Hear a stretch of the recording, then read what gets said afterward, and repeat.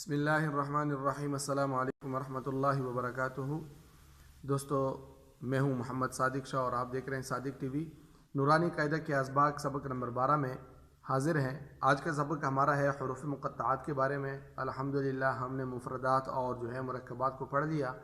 نورانی قاعدہ کے اسباق کے لحاظ سے تو یہ تیسرا سبق بنتا ہے، لیکن ہمارے پڑھائی کے لحاظ سے یہ 12واں سبق ہے، اور بچوں کو ممکن ہے پڑھائی کے اعتبار سے یہ 12ویں سے 24واں بھی بن سکتا ہے اگر ہم اس کو صحیح اور اس کو نورانی قاعدہ کے رخ کے مطابق پڑھائیں۔ تو معمول کے مطابق بچوں کو روزانہ سبق پڑھاتے وقت تعاوذ اور تسمیہ اس کا اہتمام بہت ضروری ہے کہ وہ سبق شروع کرنے سے پہلے اعوذ باللہ اور بسم اللہ صحیح طرح پڑھ لیا کریں۔ ہر بچے کی ابھی وہ ایک سانس میں ہونی چاہیے۔ حروف مقطعات، اس کا جو ہم تعارف کرائیں گے کہ حروف مقطعات کیا ہے، اور کل کو انشاءاللہ اس کے پڑھنے کا طریقہ بتائیں گے۔ یہاں پہ آج ہم اس کا تعارف اور کچھ امور کا خیال۔ قرآن کریم کے بعض سورتوں کے شروع میں چند حروف ایسے ہیں جن کو ملا کر لکھا جاتا ہے، مگر پڑھا علیحدہ علیحدہ جاتا ہے۔ ان حروف کو مقطعات کہتے ہیں، ٹھیک ہے۔ حروف مقطعات کل 29 سورتوں کے شروع میں آتے ہیں، اور لفظ مقطعات یہ طا کے زبر کے ساتھ ہے، اس کو زیر کے ساتھ نہ پڑھا جائے بلکہ مقطعات طا پر زبر ہو۔ اچھا، حروف مقطعات کل حروف 14 حروف ہے جن سے یہ بنی ہے، اور وہ 14 حروف کیا ہے؟ نون، قاف، صاد، سین، لام، عین، کاف، میم، حا، یا، طا، الف، ہا، را۔ ان حروف سے حروف مقطعات کا مجموعہ بنتا ہے، یعنی یہ کبھی کسی جگہ میں آ جاتے ہیں، کبھی کسی جگہ، لیکن یہی حروف ہے جن سے حروف مقطعات بنی ہے۔ اور اس کی جمع یہ جو اس کا مجموعہ ہے، اس کا مجموعہ ہے نقص عسلکم حی طا ہے۔ نقص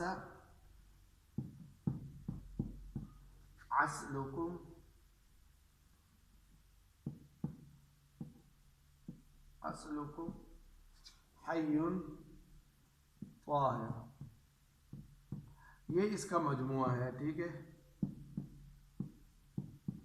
طاہر، یہ اس کا مجموعہ ہے ان حروف کا۔ تو یہ بھی آپ کو سمجھ آ گیا۔ اچھا، جن امور کا خیال ہم نے رکھنا ہے، ایک تو یہ ہے سب سے پہلے کہ حروف تہجی، جن حروف کو ہم لمبا کر کے پڑھتے تھے، کھنچ کر پڑھتے تھے، حروف مقطعات میں بھی اسی طرح ہی پڑھیں گے، صرف لکھنے کا فرق ہے، پڑھنے کا فرق نہیں ہے۔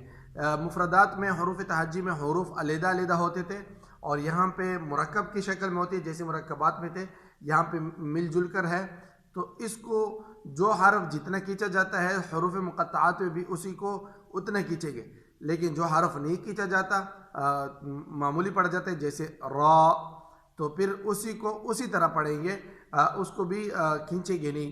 تو اس کا بھی خیال رکھیں۔ دوسری بات کا جو ہم نے خیال رکھنا ہے کہ حروف مقطعات کی ہجی نہیں ہوتی، یعنی ان کو جوڑا نہیں جاتا، ان حروف کو الگ الگ کر کے ہی پڑھا جاتا ہے، جیسے الف لام میم۔ اب یہ الف لام میم یہاں پہ لکھا ہوا ہے، تو اب اس کو جو پڑھنے کا طریقہ ہے وہ یہ ہے، الف لام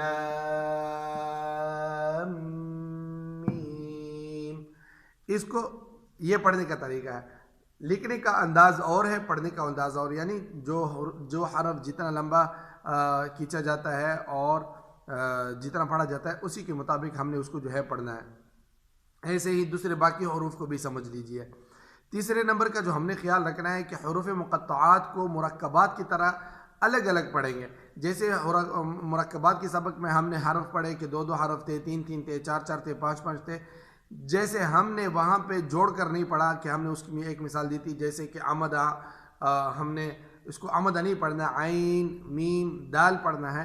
اسی طرح مقطعات میں بھی ہم نے حروف کو الگ الگ پڑھنا ہے اور ایک سانس میں پڑھنا ہے۔ سب سے زیادہ خیال جو رکھنا ہے کہ ہم نے ایک سانس میں پڑھنا ہے، سانس توڑنا نہیں ہے، یعنی جتنا حروف مقطعات کے جتنے بھی حروف ہیں جو بکس اور جس خانے میں لکھے ہوئے ہیں اس کو ایک ہی سانس میں ختم کرنا ہے۔ اگر بچہ چھوٹا ہے، زیادہ نہیں پڑھ سکتا، تو مجبوری ہے پھر اس کو جو ہے اگر سانس کسی حرف پہ توڑتا ہے تو پھر باقی کو وہ جو ہے دوسرے سانس میں پورا کر لے، لیکن ان باتوں کا خیال رکھنا ہے۔